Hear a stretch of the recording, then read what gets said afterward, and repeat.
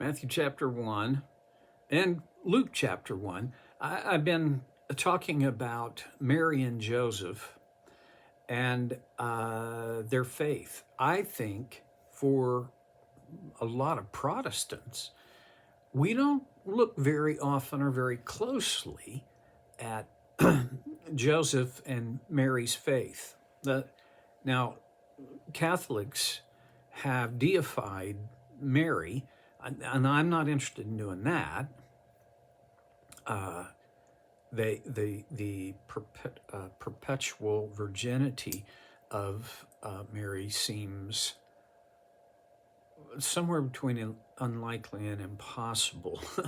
Later on in the gospel narrative, we have brothers' names listed, and the fact that he had sisters also included in the narrative. So I don't think that, and I'm not going with Mariology, but she deserves a kind of a round of applause for whatever good that would do. Well, here's the good that it would do. Her example, the story that we know of her young life, is a challenge to us and serves as an inspiration to us. Okay,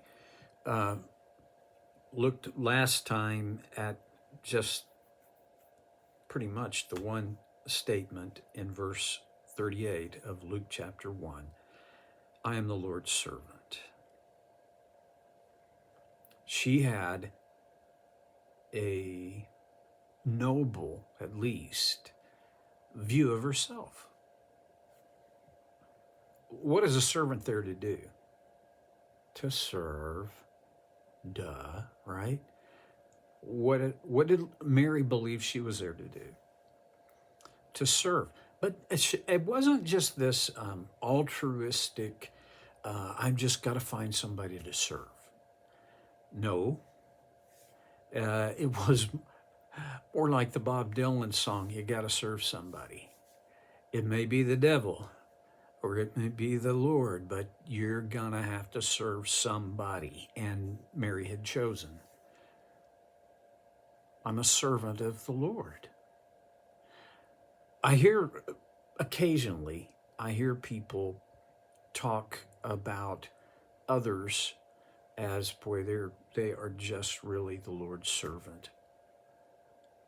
I would love for that to be the strongest impression that people would have of me. This will not happen accidentally, though. Now, there are people whose general temperament is kind of promoting that they would be of a more serving mentality. But to be first and foremost the servant of the Lord, that happens because you serve the Lord.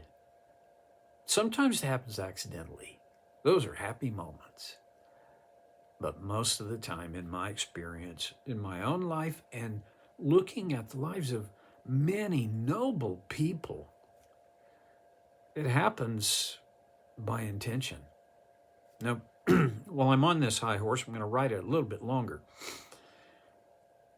Developing a lifestyle that sets me as a servant of the Lord's servant, it begins with intention. And when intention is followed through on repeatedly, it becomes habit. This is what I want in my life. I want to develop the habit of being the Lord's servant. Habits are interesting things. Have you had this experience? You form a bad habit in the blink of an eye, but to form a good habit, it takes a lot longer than a blink of an eye. It requires many repetitions to, to grow the habit of being the Lord's servant.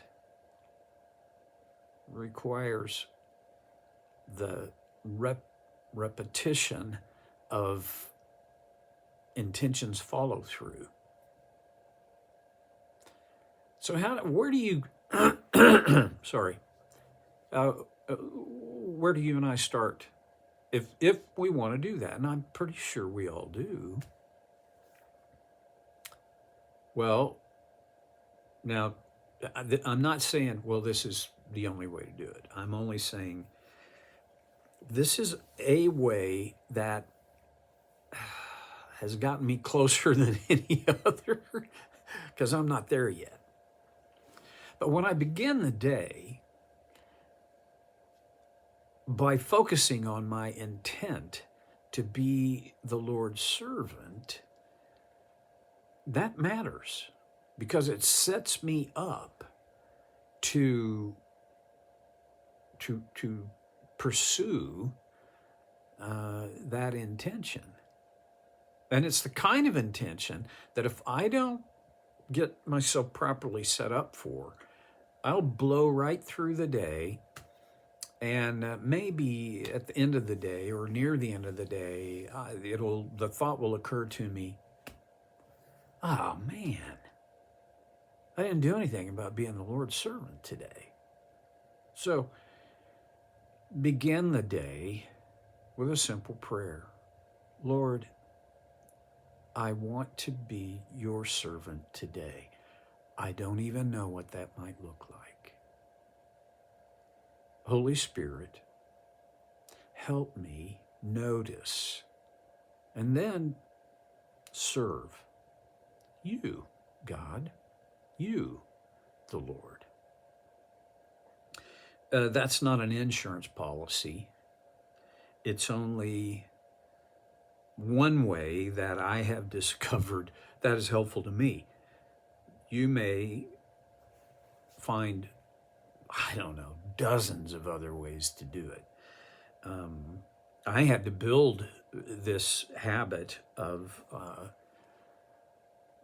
intentionally setting my day up so that I can act as if I am the Lord's servant.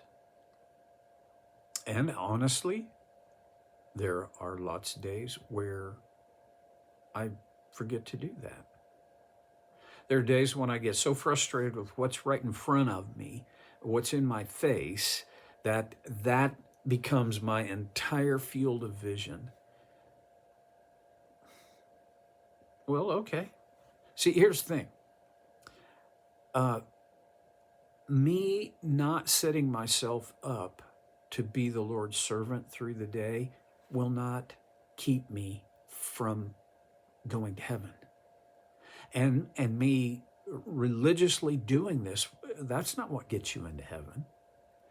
For us, and this is one of the things that I think we lack insight into Mary on this issue is the issue is I am the Lord's servant not in order to get his favor, not in order to go to heaven. I am the Lord's servant because of his grace that has already paid the price for me. If you get those things turned around, well, then you become a real pain in the neck. That's all I can say. If I'm serving because I have to please God,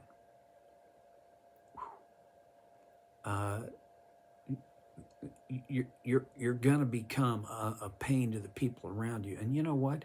The pain will be worse in your own neck. So how do you know you've served enough? You can't. You can't know that. Okay. Mary I am the Lord's servant. And boy, how I would love to have that. I don't expect to have a tombstone, but that would be one of the things I would kind of want, more than kind of. I would really like to be on my tombstone, but more than that, I would love that my family and my friends that would be one of their outstanding memories of how my life touched theirs. Mary. Don't worship her, but be inspired by her faithfulness, her willingness to submit to God. And don't think for a minute that she understood what was going on. Are you kidding me? No, she didn't. She couldn't have. It's another aspect of her willing servanthood that inspires me. Because there are a lot of times I don't understand what's going on. To be the Lord's servant, you don't have to understand the big picture. You really don't. Okay. And then there was Joseph. We know less about Joseph because he disappears sometime after Jesus was 12. And the indication of that disappearance is that Mary was a widow from that time on, a single parent. But what we do know of Joseph makes him so worthy of our emulation. The angel Gabriel comes to him, I think it's Gabriel, in a dream and instructs him, don't be afraid to take Mary home as your wife. And so he does. After the dream, in verse 24 of Matthew chapter 1, when Joseph woke up, he did what the angel of the Lord had commanded him and took Mary home as his wife. It's quite an interesting concept. He took Mary home as his wife. Okay, did they have a wedding? Maybe.